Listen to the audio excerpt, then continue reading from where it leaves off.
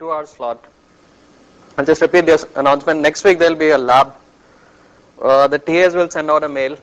The lab will be 2 hours, and you'll do the lab in groups of 4. So the TAs will announce at a bunch of different slots, and you can sign up on the slots. And you'll be doing. There'll be 9 groups of 4. The class is 36. And the lab you'll learn about routing protocols. So you'll play with actual Cisco routers and machines in a virtual sort of network, and you'll manipulate routing protocols and see things like Wrttp working. So that'll be next week, and the programming assignment has been extended. The deadline has been extended by 2 days. All right. Homework 6 will be assigned on Thursday, and that'll be the last homework. The registrar sets the date. So I'm not sure during exam week whenever it's been slotted. Yeah. So I'm sure the registrar has set some date. 21st and same room and same time, right? It can't be 16th. I'll check and I'll send an email out. It's there on the registrar's website. Okay. So carrying on from where we stopped last lecture.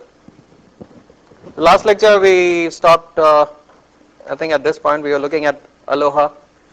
We looked at slotted Aloha and pure Aloha. So in today's class we'll look at CSMA, which stands for Carrier Sense Multiple Access, and CSMA CD. And CSMA CD form the basis of both Ethernet, which we use for wired LANs, and also for wireless networks, so for Wi-Fi networks. So in today's class we'll look at the general principles behind CSMA CD. We'll look at Ethernet, and we'll also look at MAC layer addressing. And hopefully in the next lecture we'll start looking at wireless networks or wireless LANs. So CSMA, Carrier Sense Multiple Access, this is a little bit different from Aloha. So if you recall the scenario in which Aloha was developed, you had different nodes, let's say islands, which were talking to a single central node to create communication links. And the scenario there was that the different nodes could not hear each other. But at the central node where they were sending the signals, they could collide. So the central node could hear everything, but the nodes that were trying to communicate could not hear each other. The CSMA scenario is slightly different. Here again it's distributed. The nodes aren't really aware of who else is on the network trying to access, but they can listen and they can hear each other transmit. So the scenario is let's say a wireless network within a room, or nodes which are connected to a single Ethernet link in a bus topology. So here, now your physical channel, whether it's a wire or wired, a node will first listen. If it sees or if it hears anyone else transmitting, then it will not transmit, it will back off. And the backing off mechanisms differ in different implementations. But if the channel is sensed idle, if you don't hear anyone else transmitting, then you're going to transmit your entire frame. That's the basic idea behind CSMA MAC protocols. So you listen, if no one else is transmitting, you transmit. If someone else is transmitting, you wait, and the amount of waiting differs from implementation to implementation. But CSMA does not prevent collisions. Collisions can still occur. Why? Because propagation delay is still non-zero. The speed of light is still finite, it's not infinite. So if you look at a scenario here, on the, let's say the x-axis, you represent space, so you have 4 different nodes A, B, C and D. And at time t0, y-axis is representing time. Node B starts transmitting. It will start transmitting its frame, and the frame will take some amount of time before it reaches the other nodes, A, C and D. So it starts from here, and these bits start propagating along the shared medium and take a finite amount of time before they reach the other nodes. Now D starts listening at time t1. At time t1, these bits have not reached D. So D sensed the channel to be idle, and according to the protocol, it will start transmitting. And once it starts transmitting at a certain amount, after some time, these bits will collide with each other on the shared medium, whether it's wired or wireless. So collisions can occur. And now what happens is that these entire 2 frames are wasted. Both are going to transmit the entire frames, and because they could not detect collision earlier, the entire time from t0 on to here is going to get wasted. The channel is not going to be utilized. So even though you're listening on the channel, collisions can still occur. And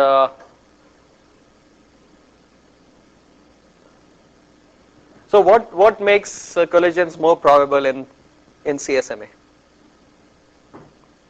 Yeah. Longer propagation delays and longer links. So I mean, one implies the other. The longer the propagation delay, the greater is the chance of missing the start of a transmission. So that's why there is a physical limit on the length of, let's say, Ethernet cables, because you want to avoid these collisions. The longer you make these networks, more is the chance of collision and less is the efficiency of the system.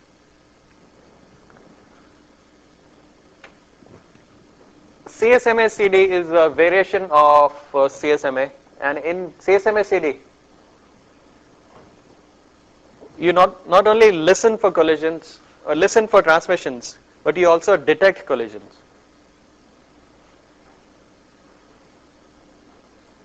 So in this scenario, at time, let's say at this time, the bits from B had reached D. So D at this time could hear both B's transmission and its own transmission. So at this point, D could have stopped transmitting because it knew that the frame is going to get wasted if there is a collision. But since you are not detecting collisions, D transmitted the entire frame and this whole time got wasted. Similarly, B could have stopped transmission at this point once it detected collisions. But because B is not acting on the detection of the collision, it transmitted the whole frame and it wasted the channel for a longer amount of time. So CSMA series simply extends this idea of detecting collision and stopping transmission. So as soon as B and D detect the collision, they are going to stop or abort the transmission. And by doing that, you can increase the efficiency of the channel. So you will still have collisions, but the amount of waste that you incur gets reduced. Yeah. Only amount of waste will be the same in terms of packet sent, but in terms of time you will have saving. So you will have to resend everything again. Even if you detect So I mean, you'll have to resend the packet, but you're saving on the times. In this scenario, you're not sending the entire packet. You have only sent a small portion of the packet. As soon as you detected the collision, you aborted your transmission. Yeah, but then you resend the whole data or you will only send the... No, you're going to resend the whole data because everything is going to be aborted. see, because of all other sorts of checks like CRC check or checksum, sending a part of the packet never works. So it's either the full packet or nothing. So you'll have to retransmit the whole packet, but your wastage in the initial transmission gets reduced. Yeah. After you stop the collection, who will send B or you? So then you have to differ. So different implementations have different mechanisms, and we look at different scenarios. We look at what they do in Ethernet and what they do in wireless networks. So what's the intuitive idea? What do you think should be done? Who should transmit, B or D?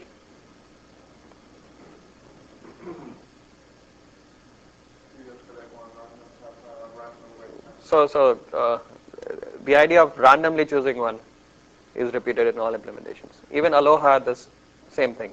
If you had a collision, then with certain probability you transmit it. So these schemes also choose this probability in a slightly different way. But the idea is the same. You back off or you delay for a random amount of time, and then you attempt again.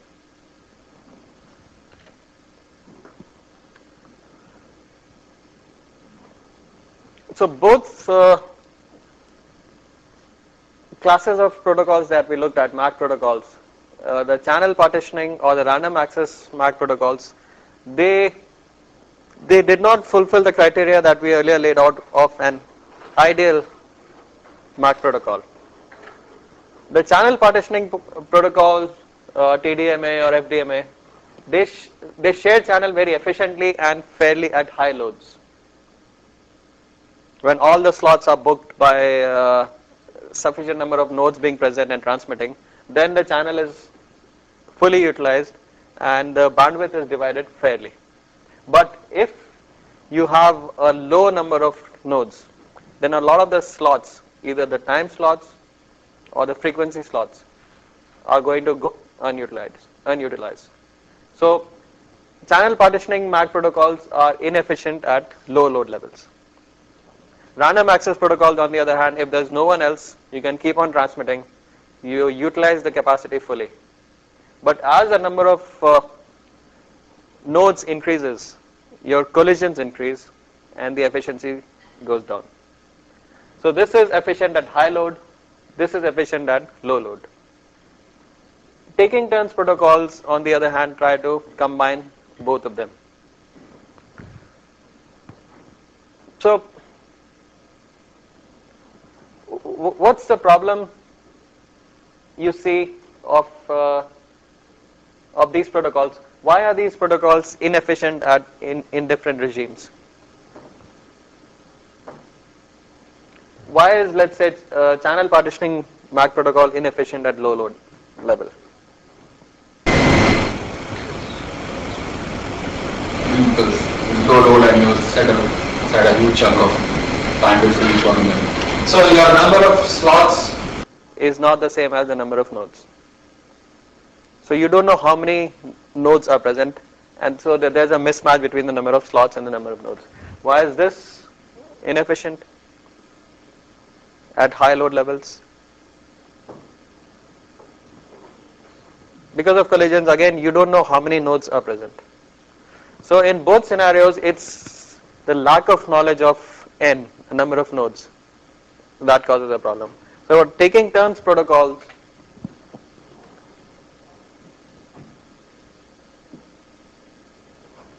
works in this way. In a taking turns protocols, you sort of know exactly how many nodes want to transmit. And by exploiting that knowledge, you can use the channel efficiently.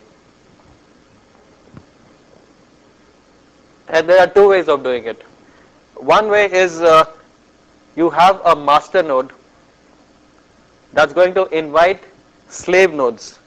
So in a network, you have a well-defined master node, and that master node will take turns and will ask each of the other nodes, which are slave nodes, whether they want to transmit. Once it knows who all want to transmit, it will allocate different slots to these slave nodes. So this scheme is used, for instance, in Bluetooth networks. If you are aware of Bluetooth networks, Bluetooth uses polling. There is a master node and there are a bunch of slave nodes, and it will ask all the slave nodes whether they want to transmit. After the polling round, the rest of the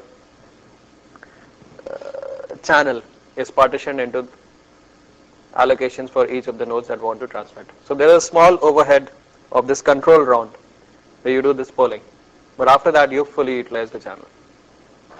The other way of doing that is token passing. So this was a fairly well established LAN technology called token ring technology. In token passing, you have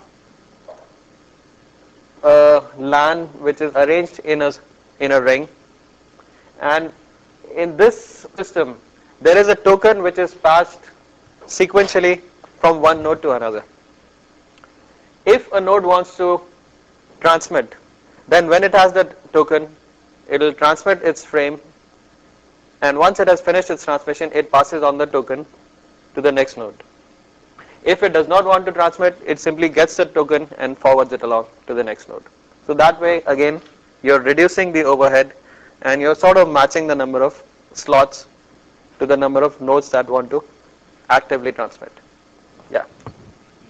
More than one token on the ring at the same time, as long as the tokens never meet each other? No, because if you have more than one tokens, the data packets could collide. No, I mean, so you have a token here and another token here. Both of them try to transmit. This is a shared channel. They're going to collide. You cannot have more than one token.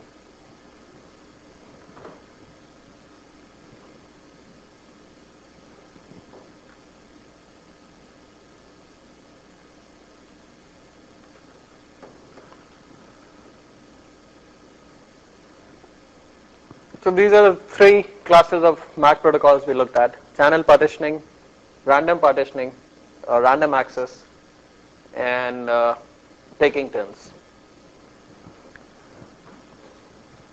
So Ethernet and wireless networks, 802.11 and its variants, both use CSMA, and Ethernet uses CSMA CD, whereas wireless networks use the CSMA CA. So CA stands for collision avoidance. As we'll see later, that wireless networks cannot really detect every collision, but they have ways to avoid collision.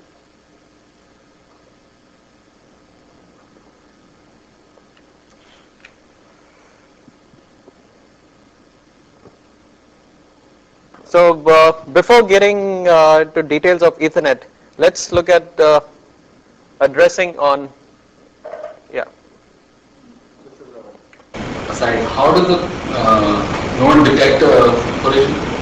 How do they come to know that collision is occurring? So you're talking of wireless or wired? So wired, you're transmitting on the network. At the same time, you can also listen on the network, right?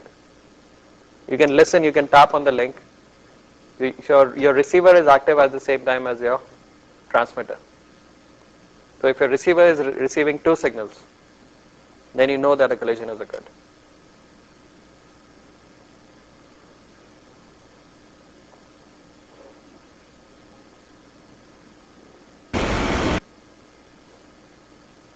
Does that answer your question?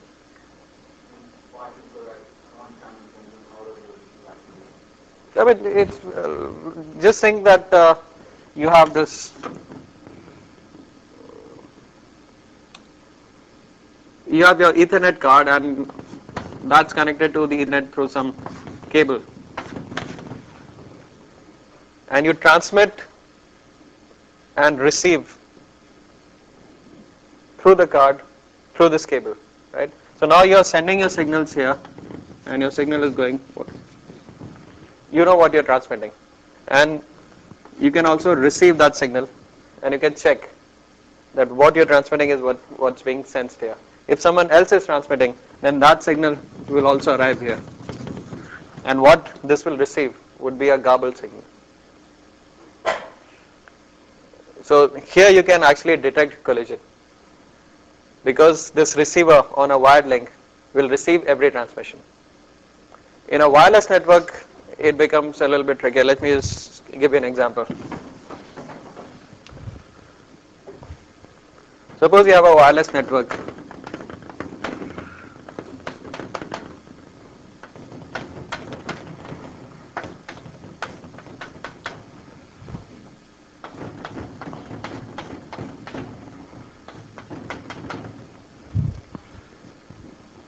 You have these three nodes, A, B, and C. A is trying to send a packet to B. C is also trying to send a packet to B. Okay. Now the signal from C, let's say, reaches until here. The signal strength in a wireless network fades much more faster than the signal strength on a wired network, right? So what C is transmitting, A is not going to hear it. What A transmits, C probably won't hear. But B is going to get both of these signals, and B is going to detect the collision. A could not detect the collision. Neither could C. So in a wireless network, the transmitting station often cannot detect the collision. Whereas in a wired network, you can detect the collision, because the other signal is not going to fade. Here your collision is occurring at the receiver, not at the sender. The sender feels everything is fine. Both these senders. But the receiver, there might be a collision. That's why in wireless networks, you have collision avoidance, not collision detection. It's much more difficult to detect collisions in wireless.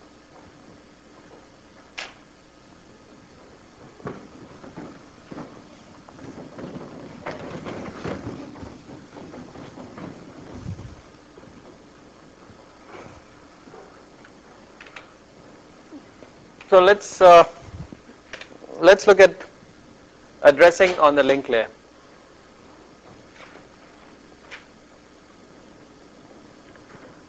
So in the link layer, we use a different kind of an addressing scheme. And the addressing scheme that's used on the link layer is called a MAC, or a physical address. The MAC address is different from the IP address. The IP address is a 32-bit network layer address. The MAC address is a 48-bit address in most cases. Another difference between the IP address and the MAC address is that the MAC address is physically attached to your adapter, whether it's an Ethernet card or a wireless card. The MAC address is physically tied to that. You cannot, well, not very easily change the MAC address. The IP address, on the other hand, can be changed very easily, and when you move from a network to another network, your IP address can change. The MAC address is not going to change. So when you move your laptop from a wireless network to a wired network, or between two wireless networks, the MAC address is not going to change either of your Ethernet adapter or your wireless adapter. But the IP address associated with those adapters will change.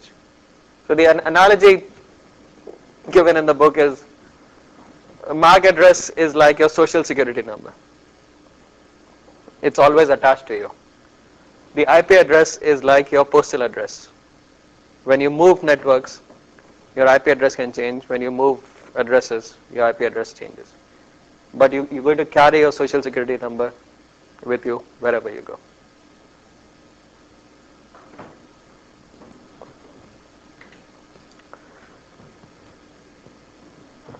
So every adapter on the LAN is going to have a unique MAC address or a unique LAN address. And the way you write this 48-bit address is in 6 groups of 8 bits each. So 6 bytes make a MAC address. So every IP address will have an associated MAC address. Every adapter will have an associated MAC address. So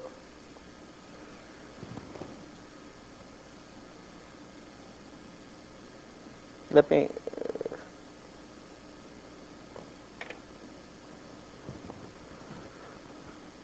tell you a little bit more about the MAC address. So MAC address allocation is administered by IEEE.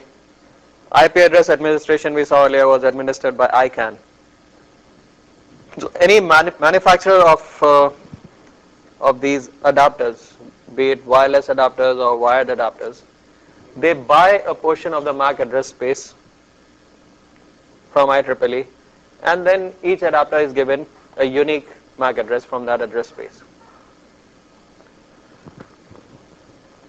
MAC address is a flat address, it's portable. IP address is not portable. It depends on the IP subnet that you belong to. So now the question is, how do you determine the MAC address of a network, of a node, if you know its IP address?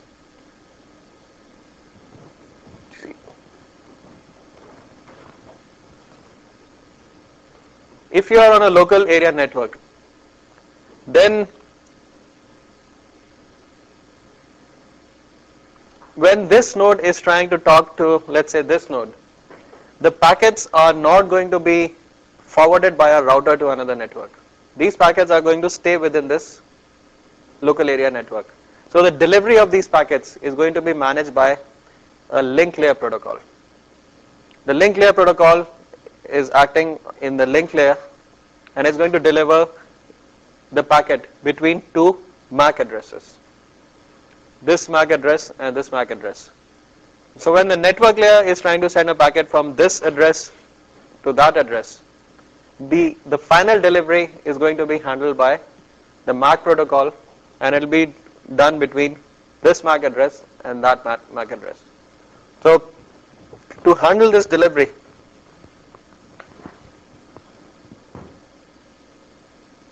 all the nodes within a LAN need to have a translation table, and the translation table is called an ARP table, or the address resolution protocol, and the ARP table simply contains a translation between an IP address, a MAC address, and the time to live for this translation. Why do you need this TTL field? Because the IP address assigned to a particular adapter corresponding to a MAC address could be dynamic. You could be getting it off a DHCP, it could be a transient machine on the network. So every translation also has a time to live, and it's refreshed periodically. It's a soft state table. If it's not refreshed, it will time out eventually.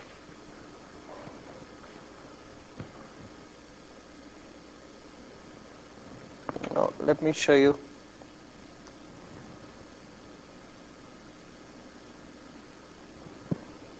So I'm logged on to a Linux machine, and if you look at the routing table on this end host,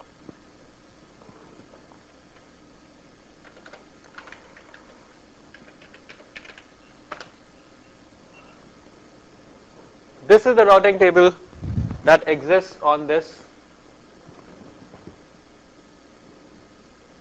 end system. So my machine has only 2 interfaces, in fact 1 rail interface, Ethernet, the Ethernet interface, and the loopback interface. Loopback interface is a software interface, it's used for certain purposes. Ethernet is the only physical interface that my machine has that connects it to the network. And look at the routing table. If the destination network is so-called 16 net, then the interface to use is the Ethernet interface.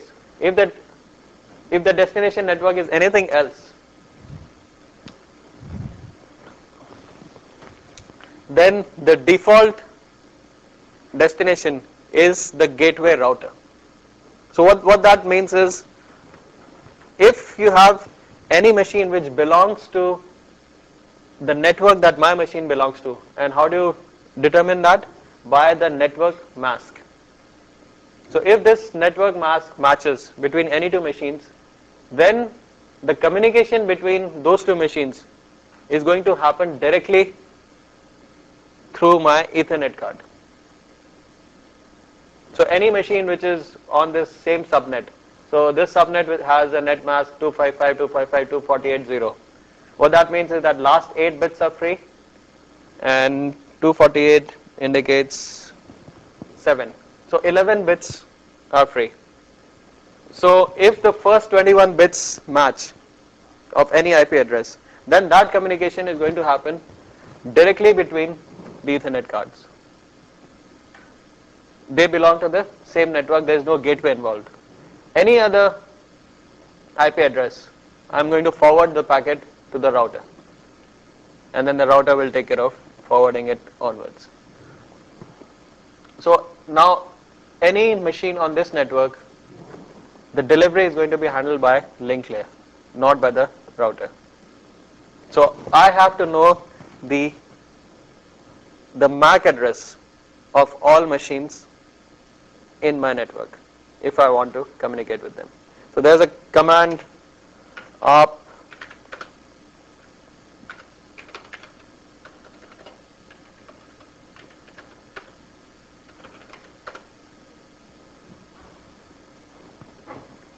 So this is the current ARP table on my machine. So what this is telling me is that until the last refresh cycle, my machine has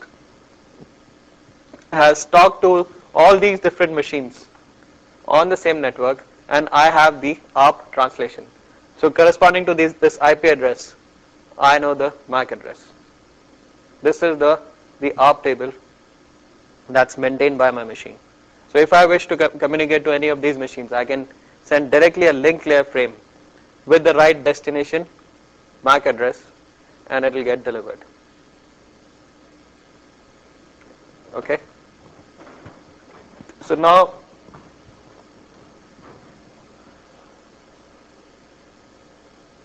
they name any other machine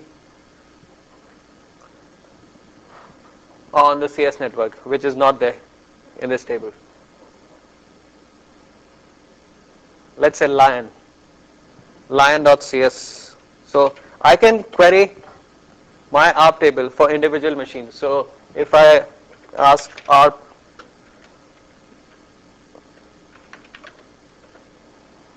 I queried the MAC address of this machine play, and I got the translation because play already existed in my ARP table. Now let me ask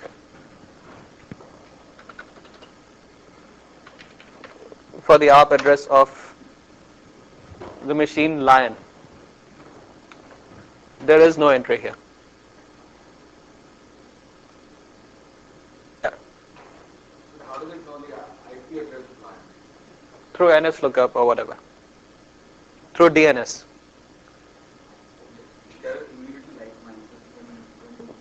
So the DNS is operating at a higher layer. DNS doesn't bother with ARP, right? DNS, I only asked DNS what is the IP address of lion. It gave me the answer, and then when I went to check my ARP table, there is no entry. Okay, but I know that to communicate with lion, I cannot go through a router because it's in the same network as mine. So I need the ARP entry. So let me try and ping lion. Ping works, so the communication happened.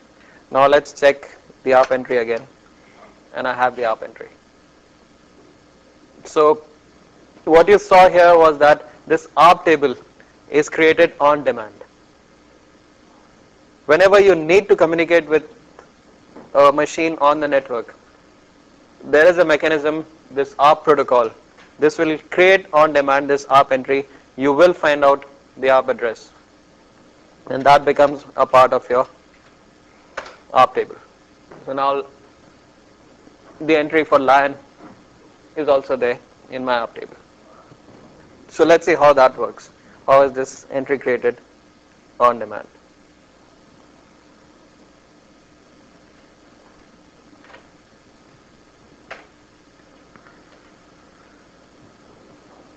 So the way the entry is created is by utilizing the broadcast address in the MAC address space. So if your destination MAC address has all ones, FF, then that address is a broadcast address. So all nodes which are connected to this LAN will listen to this broadcast. If it's not their MAC address or this broadcast address, then the adapters will simply discard the frame. They hear the frame, but they'll discard the frame. So now suppose A wants to send a datagram to B. So that was my machine that was trying to send a packet to Lion. I did not know the MAC address. I did not have the translation in the ARP table. So what my machine did was it sent a broadcast ARP query which contains B's IP address, so Lion's IP address, and a query was sent to this broadcast address. This query was sent to every machine on the network. Lion received this query. It recognized that the query was for Lion, for itself. And then what Lion did was that it sent back a reply directly to my machine with its MAC address. So how did this happen? How did Lion know the MAC address of my machine? Yeah. Yeah, so When it received this broadcast query, the return address contained the MAC address of my machine. So now Lion learned the MAC address of my machine, and then it sent back a reply directly to my machine. And now my machine has the translation and it can cache. Yeah. On the protocol used for DNS, where DNS will send out a packet with like a new IP. I mean, it's in the same sense where you don't know it's there, but you hear about it and you find out. no, it's Slightly different. Are you talking about recursive and iterative? I mean, DHCP. yeah, it's Something like DHCP.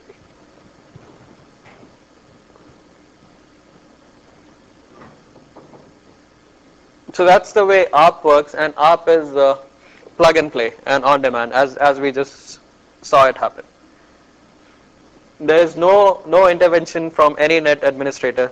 As and when you need this entry, the protocol gets you this entry. And if you don't use that entry, it's slowly discarded.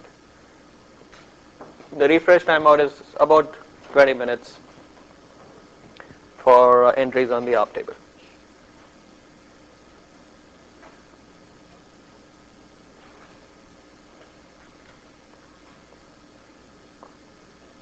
Another thing, okay.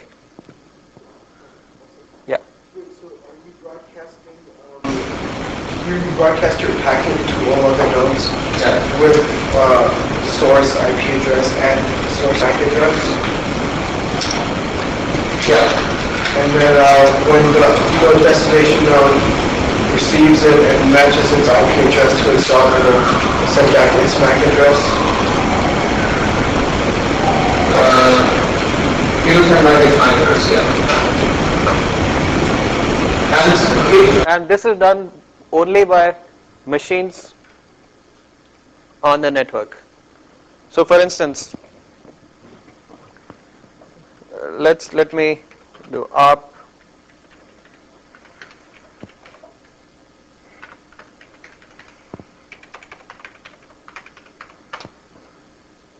I have no entry for CNN.com.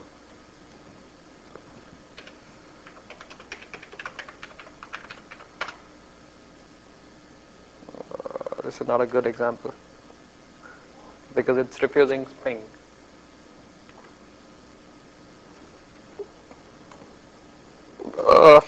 Web servers often refuse pings, but the thing to note here is that, I'm sorry? Yahoo doesn't refuse. Yahoo doesn't refuse?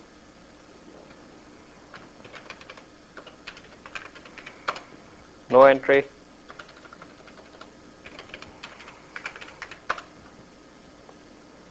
Well, the Akamai net is again, no, we got the reply. Yeah. Okay. So communication happened between my machine and yahoo.com, and now let's check the ARP entry. There is still no entry. And why is that? It's not related because the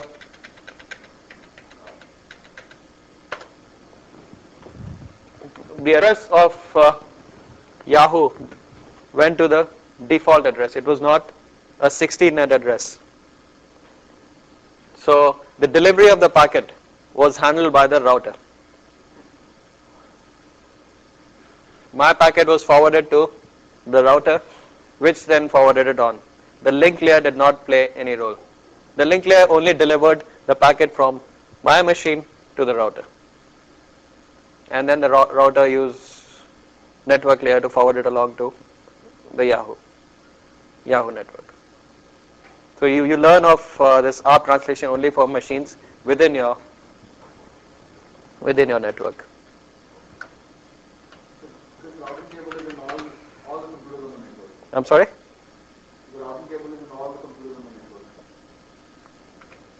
The same routing table is in all the computers on the network. Same router cable? The routing table. That you just Oh, the showed. routing table. Yeah. Similar routing tables exist of all computers on the network, yeah. Unless they have other adapters. Your website doesn't build up on its own. It builds up on its own. Well, the administrators build the routing tables and configure things. Yeah. On the using the ARP address for something like a cluster, like if you do cluster or click, how would those get out, or you would be forced to go to the router if you're going to The cluster?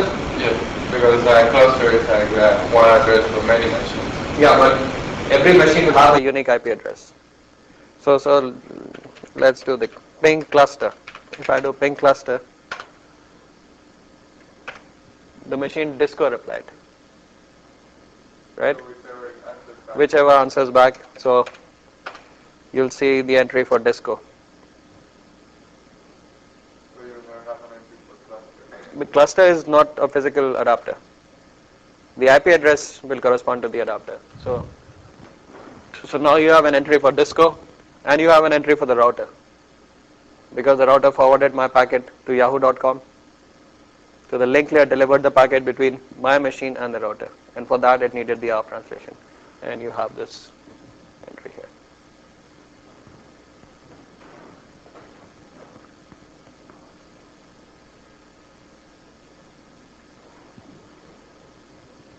So, any questions on the addressing scheme, or does this make the difference between the network layer and link layer a little bit more clear?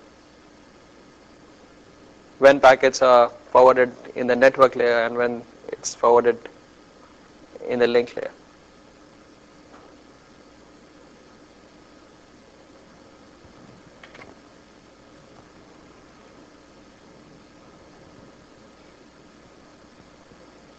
So this example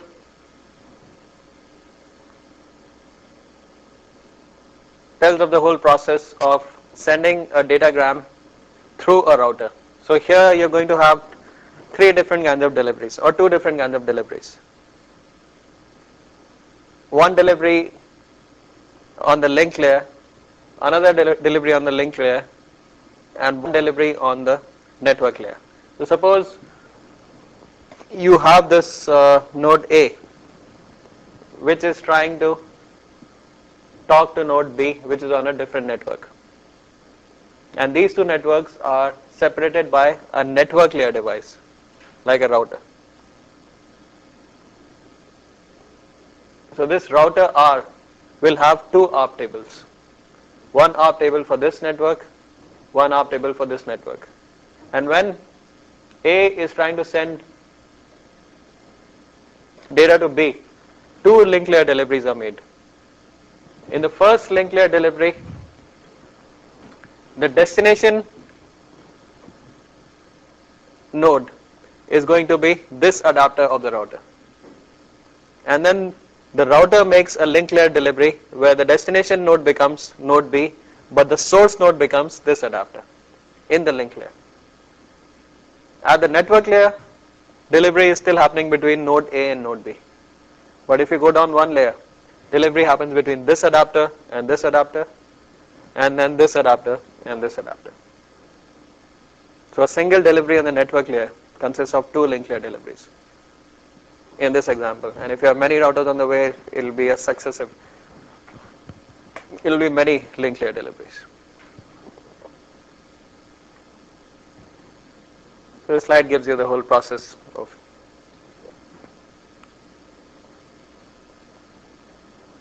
all the steps that you go through. So now we look at Ethernet. So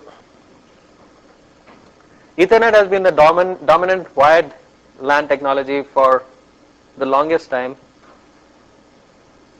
It was invented in the early 70s by Bob Metcalf, and this is the original diagram of describing the Ethernet. And the interesting thing is that his manager at Xerox PARC completely shot down this proposal and said it will never work. It has so many problems. But not only has Ethernet worked, it has continued to work. It has beaten every new technology that has come out. We are still using Ethernet as the dominant LAN technology. And even wireless networks still use the ideas that were first proposed for Ethernet. So in the original proposal for Ethernet, you had a single ether or a single cable running through your network, and different nodes tapped onto this ether at different points. And so what this topology was called a bus topology. You had a single bus and different nodes tapped onto this bus at various points, and they were able to communicate with each other using CSMA CD. That was the original proposal of Ethernet. These days you'll hardly find any Ethernet which uses a bus topology. Nowadays the topologies that are used for Ethernets are hubs or switches, which are like star topologies. So where you don't really have a shared medium. But still the principles are important to understand because they carry over for wireless networks, for instance. So star topology, in a star topology, what you have is instead of a shared ether, your connection is made through a hub or a switch. All of your nodes have a single connection to the hub or switch, and that hub or switch will then take care of interconnecting the different nodes. So instead of a single ether running through all of these nodes, now you have 4 different wires going to a hub or a switch.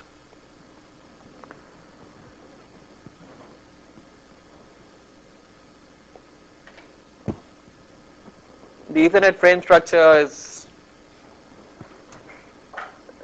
simply describing what the headers are, and there is a preamble for every Ethernet frame with a specific bit pattern which lets different users, different nodes synchronize with each other.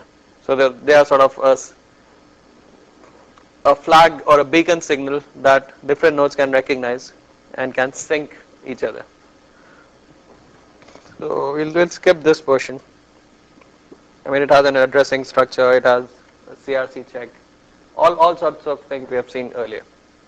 Yeah. If you're using a star topology and you're using a switch, how how do collisions occur?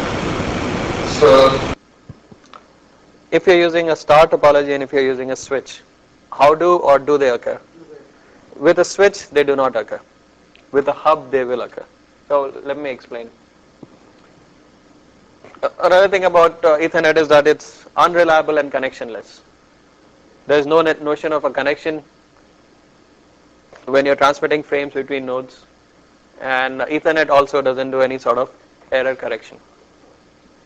If a packet gets dropped, then a higher layer protocol has to take care of error correction. Ethernet uses CSMA CD, so it senses the carrier as we saw earlier, it detects collision, and if it has to retransmit after detecting a collision, then the adapter is going to wait a random amount of time. And the random amount of time is called an exponential backoff. So CSMA, this is standard CSMA. The adapter will receive a datagram from a layer above, let's say the network layer. If it senses the channel is idle, it's going to transmit. If the adapter transmits the entire frame without detecting another transmission, that means the transmission was successful. If the adapter, on the other hand, detects another transmission, then it aborts its own transmission and it also sends a jam signal on the network. This jam signal will now prevent any other node from starting its transmission. So it aborts its own transmission and then sends a signal to the network, okay, no one else transmit. We have a problem here. After aborting, the scheme to retransmit is this. After the mth collision, so suppose you had two successive collisions, that means you are in the mth or second collision. After the mth collision, each adapter will choose a value k randomly between 0 and 2 raised to m minus 1. The adapter then waits k times 512 bit, the time which is equivalent to k times 512 bit transmissions before returning to attempt to retransmit. So why do we have such a scheme?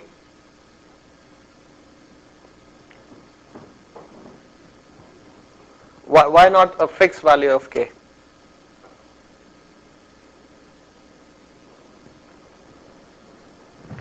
Keep colliding all the time. Well, because you don't know how many other nodes are trying to transmit. So let's say if you keep k fixed,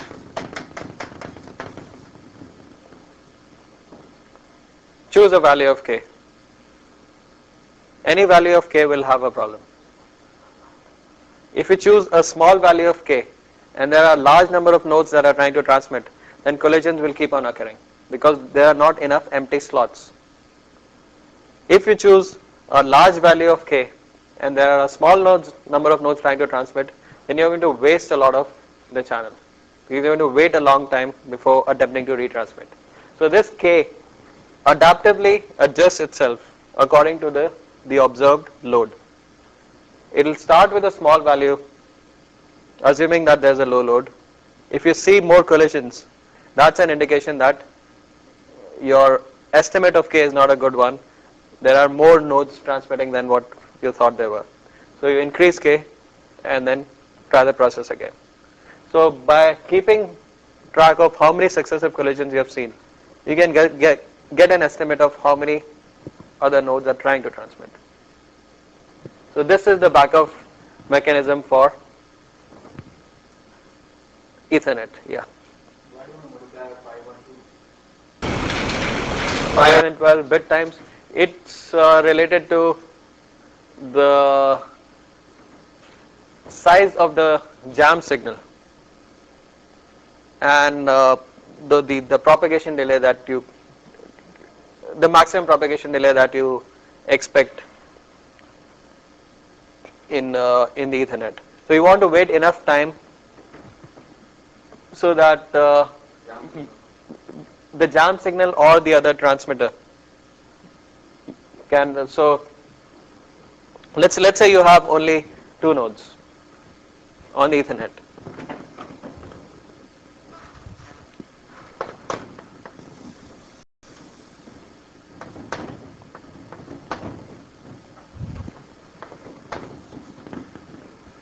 If you have 2 nodes on the Ethernet and there is a collision, then the value of k that you're going to choose is 1. So now each adapter will at random choose a value of k between 0 and 1. Right? So suppose this one chooses 0 and this one chooses 1. So this is going to attempt to retransmit immediately. This is going to wait 1 into 512 bit times before attempting to retransmit. That gives enough time for this signal to propagate here, so that when it attempts, it will hear the other signal and not try to retransmit. So this value is related to the maximum propagation delay permitted on an Ethernet. If you allow longer cables, then this value has to be longer, so that you account for the maximum delay between 2 signals. Yeah. You were using one of the other approaches, then that length of time, that 512, that would be the size of, or how long it would take to transmit, right? You were just using the approach where it's not carrier sensitive, but it's just, you just try, and then you fail, Aloha? Yeah, well, Yeah. if you're using a lot, then 5 that size, you have to wait, it would be the length of the packet. Right? Length of the packet, yeah. But Here you don't have to wait for the entire packet. You just have to wait for the first bit to appear for you to sense. Yeah. In this case, if both had chosen one, then There will be another collision. Then one colliding. there will be a collision. Well, if both choose 1, then there will be a collision. Then we increment it to then So then now you have a lower probability of both choosing the same value. One might choose 3, one might choose 4 or 2. So is the collision thing reset once the packet has been sent? So then Once the successful transmission happens, it's reset. reset. Yeah.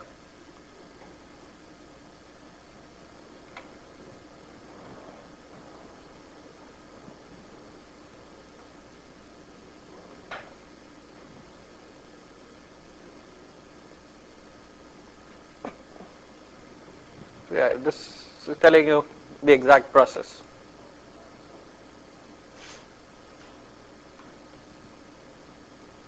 What the theory behind exponential backoff is. And one thing that we didn't look at in detail was the TCP timeout mechanism. TCP timeout mechanism also works somewhat similarly. If you have a timeout, then you wait for a timeout interval and then attempt to retransmit.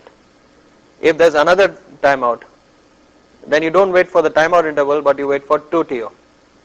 If you have another timeout, then you wait for 4 TO, 8 TO, 16 TO. So the timeout interval exponentially increases.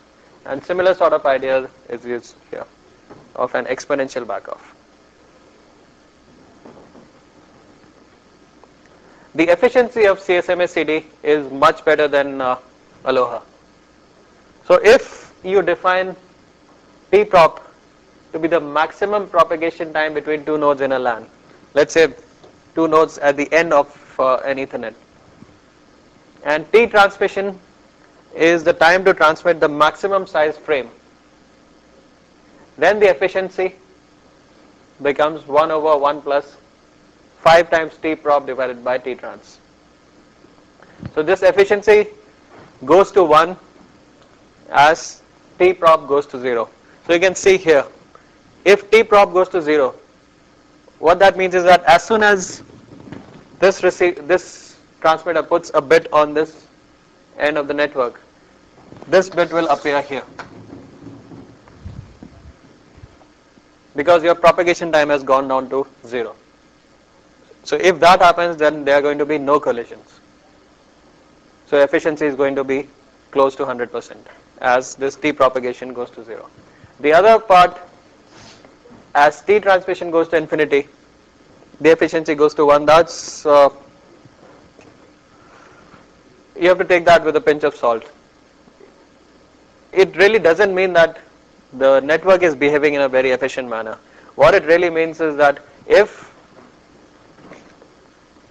a node is able to successfully grab the channel, then it's going to never release the channel, because your time to transmit a frame is going to infinity. So if you are able to successfully grab the channel so that whatever the propagation delay might be, the other node becomes aware of it, then since you are transmitting for an infinite amount of time, I mean your efficiency is going to be 1, but it's not very fair. So this, you should take this as a good design technique of increasing the transmission time, because it results in unfairness. You might be utilizing the channel all the time, but not in the right way.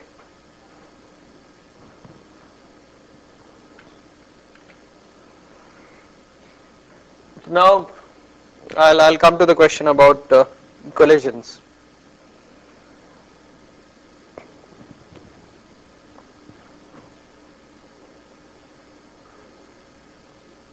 The 10 base T, 100 base T, all these refer to different kinds of Ethernet technologies and the maximum throughput they can support. T stands for twisted pair. So the original Ethernet, where you were tapping on to the single ether, in that the connector was a BNC connector. Here, where you have these hubs and switches, the connector is a twisted pair connector. So if you have a twisted pair Ethernet jack, then it's going to a switch or a hub. The older connectors, I don't know if you can even see them now, they are BNC connectors, they're round connectors. You hardly get any Ethernet card with those kind of connectors. That technology is gone. What you use are hubs and switches. So what the difference between hubs and switches are, hubs are physical layer devices. Switches are link layer devices and routers are network layer devices. So hubs, what they do is that any bit which comes onto one link is simply repeated on all the other links of a hub. So it's just a physical layer device, it listens to a bit and it repeats that bit on all of the other links. So what that means is that collisions can happen with a hub. Hub is not intelligent. It does not understand the link layer technology. It's simply a repeater. So if this one is transmitting and this one is transmitting, the hub will listen to both and repeat the signal at the other two links. And so you will have a collision in the different links. And the adapters have to detect the collision and act accordingly. So if you're using a hub technology, all of these nodes are in the same collision domain. So they can potentially collide with each other. If on the other hand you are using a switch, which is a link layer device, a switch is more intelligent. A switch, if it detects that a packet which has come here is intended for this link, then it's not going to transmit it on these two links. It looks at the MAC layer address, understands the destination and forwards it along only to the right link. So if you use a switch, then these collisions become isolated. All of these nodes cannot collide with each other.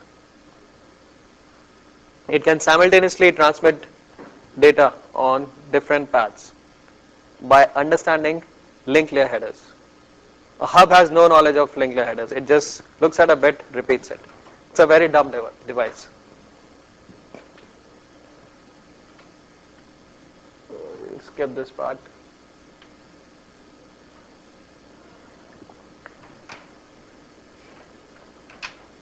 Yeah. Transmitting to the same, so the switch would them ignore that transmit them, or would that be a collision? Sorry? So on the switch you have every node is independent, but you may have two planets simultaneously try to contact a third one. Yeah, so the switch can do buffering. The switch can Do buffering, and it can prevent collisions that way.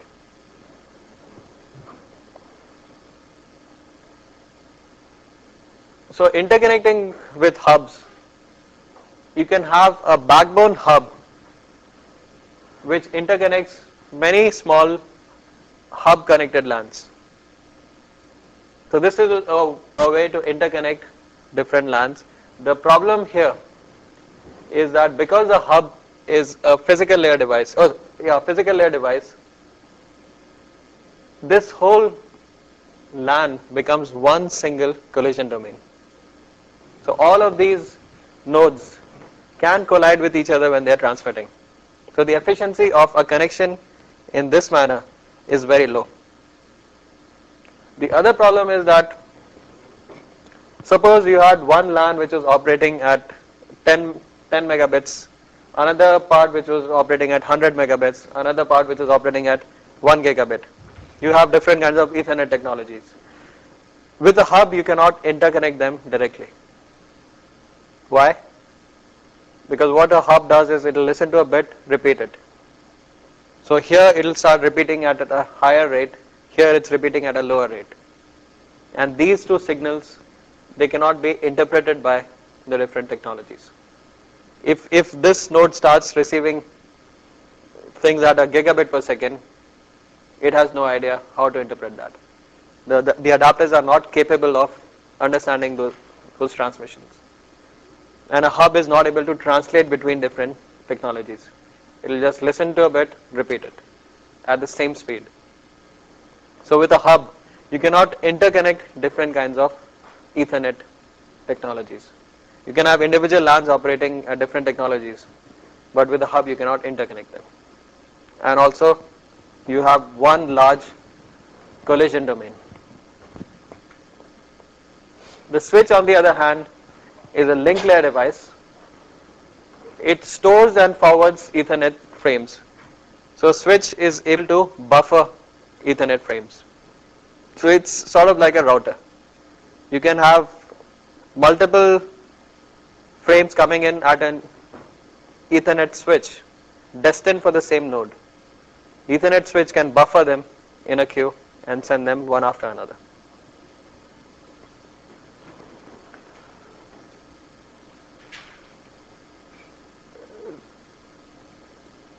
Switches are also self-learning. They are transparent to hosts. Hosts need not be aware whether their connection is going to a hub or a switch. Only the performance is changed. A switch will give you a much better performance than a hub. They are, yeah. So then, if you're designing it, why would you choose to use a hub? It's simple. It's simpler. All a hub does, it's like a repeater. But a switch has to buffer. It has to understand link layer. It has to look at the MAC address and forward it to the appropriate segment. It has to implement CSMA CD, and it also has to implement ARP to understand which segment has which MAC address. So a switch is a much more intelligent device, and cost, yeah. Hubs are cheaper. And with, yeah. Why does it have to use hub? It's not aware of the IP address. Right, but It has to learn the MAC addresses of different segments. IP address, and it has to do the MAC address and segment translation. See, it will examine the frame header, look at the MAC address, and it will selectively forward the frame on the right segment. So it has to understand which segment has which MAC address. It has to keep a kind of an ARP table. It need not care about the IP address, but it has to care about the MAC address and the segment. So it's not really ARP, but an ARP-like protocol which does keep track of the MAC address.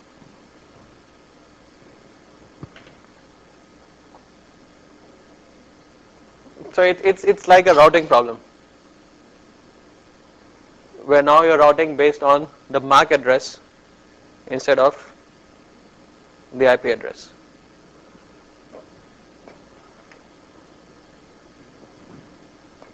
So the ARP table is really a switch table in a switch. So you have the MAC address, the interface, and a TTL value. The ARP table had MAC address and IP address. Now you have a MAC address and the interface address.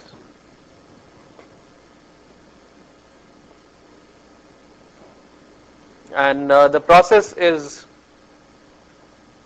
similar to ARP in one sense. So when a frame is received, the switch will learn of the location of the sender from a frame. If it does not know the destination, then it's going to broadcast that destination on all its segments. Once it receives the reply, then it knows the MAC address of the sender which send the reply. So in principle it works very similar to the ARP protocol, but the key here is interface, not the IP address. Is that part clear? Yeah. No, not ARP. It has its own protocol. ARP like. And it's also it's passive. So it's not going to actively probe, but it learns when other nodes on the network are trying to communicate. I think we should stop now.